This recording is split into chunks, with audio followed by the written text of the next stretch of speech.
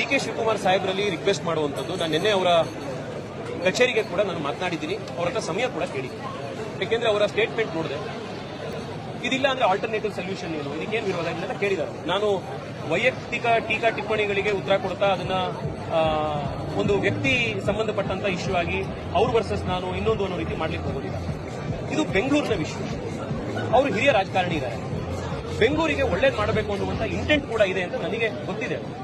ಆಮೇಲೆ ಸಹಜವಾಗಿ ಅವರು ಡಿಸಿಎಂ ಬೆಂಗಳೂರು ಇನ್ಚಾರ್ಜ್ ಮಿನಿಸ್ಟರ್ ಇರೋದ್ರಿಂದ ಬೆಂಗಳೂರಿಗೆ ನಾನೇನೋ ನೆಗೆಸಿ ಬಿಡಬೇಕು ಅನ್ನುವಂಥದ್ದು ಕೂಡ ಹಂಬಲ ಅವರಿಗಿರುತ್ತೆ. ನಾನು ಅವ್ರ ಹತ್ರ 30 ನಿಮಿಷ ಸಮಯ ಕೇಳಿದ್ದೀನಿ. ಈ ಟನಲ್ ರೋಡ್ ಪ್ರಾಜೆಕ್ಟು ಯಾಕೆ ಬೆಂಗಳೂರಿಗೆ ಒಳ್ಳೇದಲ್ಲ, ಇದಕ್ಕೆ ಯಾಕೆ ಎಲ್ಲ ಎಕ್ಸ್ಪರ್ಟ್ಸ್ಗಳು ಕೂಡ ಇದನ್ನ ವಿರೋಧ ಮಾಡ್ತಾ ಇದ್ದಾರೆ ಅನ್ನೋದನ್ನ ಮನವರಿಕೆ ಮಾಡಿಕೊಳ್ಳುವಂತ ತಿಳಿಸುವಂತ ಪ್ರಯತ್ನ ಮಾಡ್ತೀವಿ. ನನಗನ್ಸುವಂಥದ್ದು ಏನು ಅಂದ್ರೆ, ಯಾರಿ ಕನ್ಸಲ್ಟೆಂಟ್ಸ್ ಮತ್ತೆ ಕೆಲವು ಅಧಿಕಾರಿಗಳು ಈ ಪ್ರಾಜೆಕ್ಟ್ ನ ಬಗ್ಗೆ ಅವರಿಗೆ ಅಡ್ವೈಸ್ ಮಾಡ್ತಾ ಇದ್ದಾರೆ, ಬಹುಶಃ ಅವರು ಡಿ.ಕೆ. ಶಿವಕುಮಾರ್ ಅವರಿಗೆ ಈ ಟನಲ್ ರೋಡ್ ನ ಪ್ರಾಜೆಕ್ಟ್ ನ ಕೊರತೆಗಳ ಬಗ್ಗೆ, ಲಿಮಿಟೇಷನ್ಸ್ ನ ಬಗ್ಗೆ ಅವ್ರು ಗೈಡೆ ಮಾಡಿಲ್ಲ, ಅವ್ರ ವಿಷಯನೇ ತಿಳಿಸಿಲ್ಲ. ಯಾಕೆಂದ್ರೆ ನನ್ಗನ್ಸುವಂಥದ್ದು, ಡಿ.ಕೆ. ಶಿವಕುಮಾರ್ ಅಷ್ಟು ಎಕ್ಸ್ಪೀರಿಯನ್ಸ್ ಇರುವಂತ, ಬೆಂಗಳೂರಿಗೆ ಒಳ್ಳೇದು ಮಾಡಬೇಕು ಅನ್ನುವಂತ ಇಂಟೆನ್ಷನ್ ಇರುವಂತ ರಾಜಕಾರಣಿಗೆ ಇಂಥ ಪ್ರಾಜೆಕ್ಟ್ ನ ಲಿಮಿಟೇಷನ್ಸ್ ತಿಳಿಸಿದ್ರೆ ಬಹುಶಃ ಅವರೇ ಇದನ್ನ ಕೈ ಬಿಡ್ತಾರೆ, ಅಥವಾ ಇದರಲ್ಲಿ ಇನ್ನೂ ಮಾಡಿಫಿಕೇಶನ್ಸ್ ಇನ್ನೊಂದು ಚೇಂಜ್ ಮಾಡಿ ಏನು ಜನಕ್ಕೆ ನಿಜವಾಗ್ಲೂ ಹೆಲ್ಪ್ ಮಾಡಬಹುದು ಅನ್ನೋದ್ರ ಬಗ್ಗೆ ಅವ್ರು ಮಾಡಬಹುದು.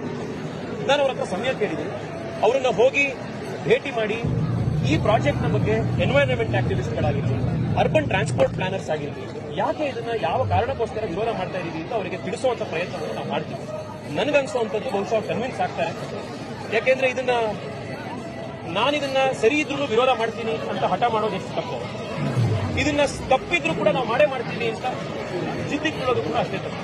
ಇದು ಇಬ್ರು ಅಥವಾ ಇನ್ನೂ 2 ಐಡಿಯಾಗಳ ಜಿದ್ದಾಗಬಾರ್ದು.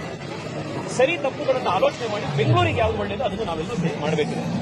ಅದ್ರ ಜೊತೆಗೆ ಅವ್ರು ನಿನ್ನೆ ಇದನ್ನು ಹೇಳಿದ್ದಾರೆ, ತೇಜಸ್ವಿಗೆ ಬೆಂಗಳೂರಿನ ಕುರಿತಾಗಿ ಪ್ಲಾನ್ ಆಫ್ ಆಕ್ಷನ್ ಏನಿದೆ ಟ್ರಾಫಿಕ್ ಸಲುವಾಗಿ ಅದನ್ನು ಕೂಡ ನಾನು ತಯಾರು ಮಾಡ್ತಾ ಇದ್ದೀನಿ.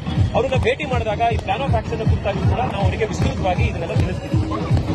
ಕಾಂಗ್ರೆಸ್ ಬಿಜೆಪಿ ಎಲ್ಲಕ್ಕಿಂತ ಮುಖ್ಯವಾಗಿ ಬೆಂಗಳೂರಿನಲ್ಲಿ ವಾಸ ಮಾಡ್ತಾ ಇರುವಂತಹ 1.5 ಕೋಟಿ ಸಾಮಾನ್ಯ ಜನಕ್ಕೆ ಯಾರು ಈ ಟ್ರಾಫಿಕ್ ನಿಂದ ಬೇಸತ್ತಿದ್ದಾರೆ, ಈ ಕೆಟ್ಟ ರಸ್ತೆಗಳಿಂದ ಬೇಸತ್ತಿದ್ದಾರೆ, ಅವರೆಲ್ಲರಿಗೂ ಕೂಡ ನಾವು ಒಟ್ಟಿಗೆ ಸೇರಿ ಕೆಲಸ ಮಾಡೋದ್ರಿಂದ ಅವರ ಜೀವನದಲ್ಲಿ ಒಂದು ಪರಿವರ್ತನೆ ಬರುತ್ತೆ. ಆ ಪೊಲಿಟಿಕಲ್ ಮೆಚುರಿಟಿಯನ್ನು ತೋರಿಸಿ ನಾವು ಕೆಲಸ ಮಾಡಬೇಕು ಅನ್ನುವಂತ ನನ್ನ ಅಪೇಕ್ಷೆ ಇದೆ.